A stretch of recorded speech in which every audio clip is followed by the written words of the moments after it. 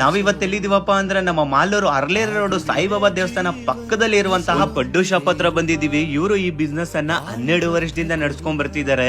ಅವತ್ತಿಂದ ಇವತ್ವರೆಗೂ ಅದೇ ಟೇಸ್ಟ್ ಅದೇ ಕ್ವಾಲಿಟಿಯಲ್ಲೇ ಕೊಡ್ತಿದ್ದಾರೆ. ನೀವೇನಾದ್ರೂ ಒಳ್ಳೆ ಪಡ್ಡು ಟ್ರೈ ಮಾಡ್ಬೇಕಾದ್ರೆ ಡೆಫಿನೆಟ್ಲಿ ಇಲ್ಲಿ ವಿಸಿಟ್ ಮಾಡಬಹುದು. ಇವ್ರ ಹತ್ರ ಏನೇನ್ ಸಿಗುತ್ತಪ್ಪ ಅಂದ್ರೆ ಪಡ್ಡು, ಅಕ್ಕಿ ರೊಟ್ಟಿ, ರಾಗಿ ರೊಟ್ಟಿ ಮತ್ತೆ ಪುಳೋಗ್ರಿ ಚಿತ್ರಾನ್ನ ಕೂಡ ಸಿಗುತ್ತೆ.